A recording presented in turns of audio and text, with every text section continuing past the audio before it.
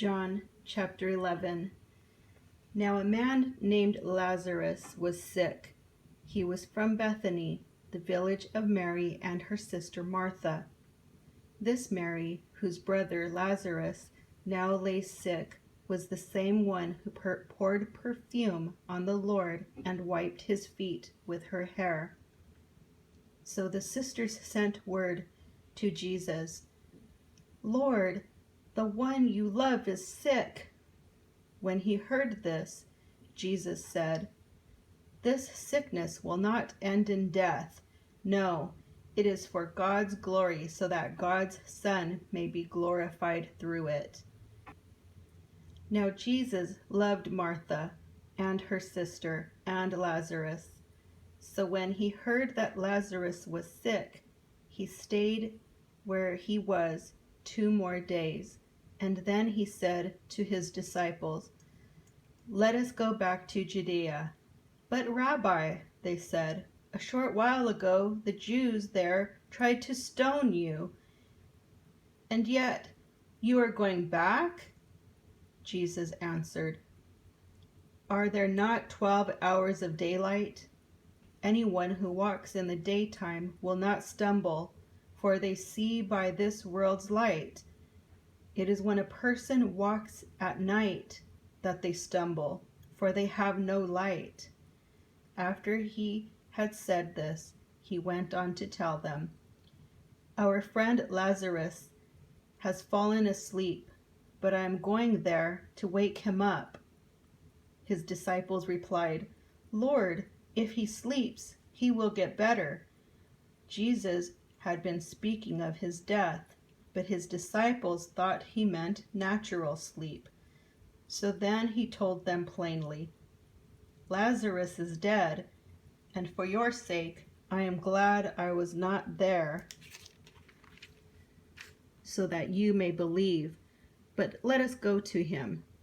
Then Thomas, also known as Didymus, said to the rest of the disciples, "Let us also go, that we may die with him." On his arrival, Jesus found that Lazarus had already been in the tomb for 4 days.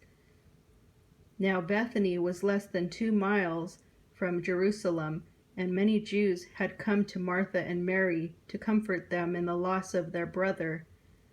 When Martha heard that Jesus was coming, she went out to meet him, but Mary stayed at home. "Lord," Martha said to Jesus, "if you had been here, my brother would not have died. But I know that even now God will give you whatever you ask." Jesus said to her, "Your brother will rise again." Martha answered, "I know he will rise again in the resurrection at the last day." Jesus said to her, "I am the resurrection and the life. The one who believes in me will live, even though they die, and whoever lives by believing in me will never die. Do you believe this?" "Yes, Lord," she replied. "I believe that you are the Messiah, the Son of God, who is to come into the world." After she had said this, she went back and called her sister Mary aside. "The teacher is here," she said, "and is asking for you." When Mary heard this, she got up quickly and went to him.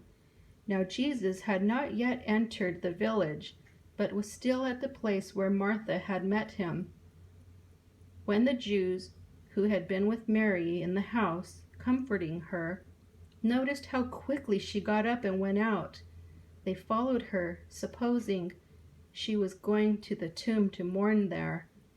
When Mary reached the place where Jesus was and saw him, she fell at his feet and said, "Lord, if you had been here, my brother would not have died." When Jesus saw her weeping, and the Jews who had come along with her also weeping, he was deeply moved in spirit and troubled.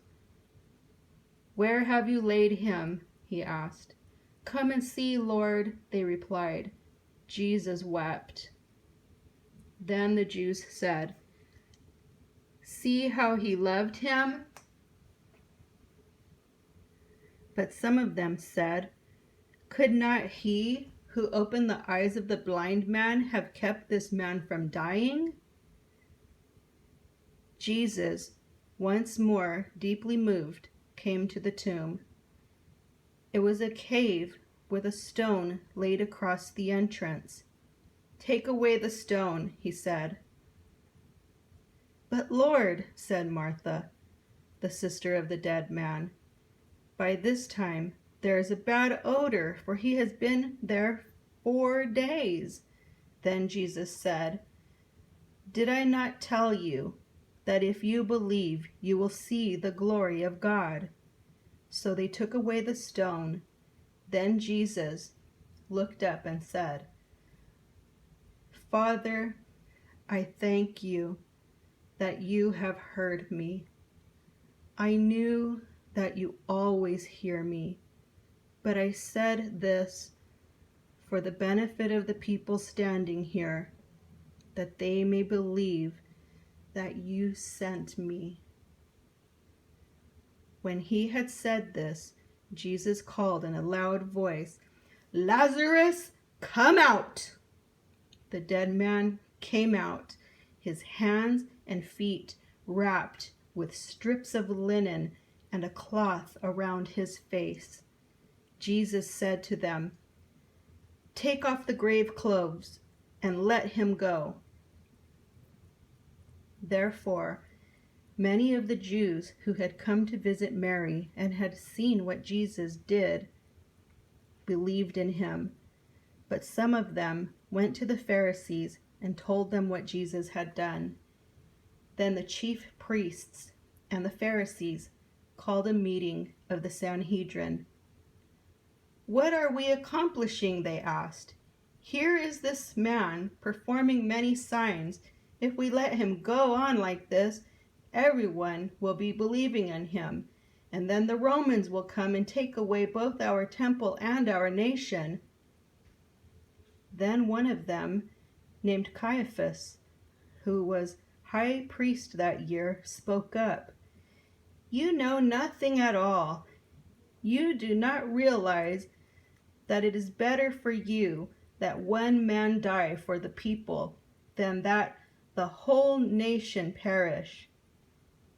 He did not say this on his own, but as high priest that year he prophesied that Jesus would die for the Jewish nation, and not only for that nation, but also for the scattered children of God, to bring them together and make them one. So from that day on, they plotted to take his life. Therefore, Jesus no longer moved about publicity among the people of Judea.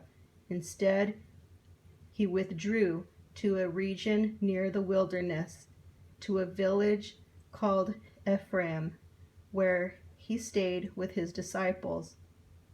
When it was almost time for the Jewish Passover, many went up from the country to Jerusalem for their ceremonial cleansing before the Passover.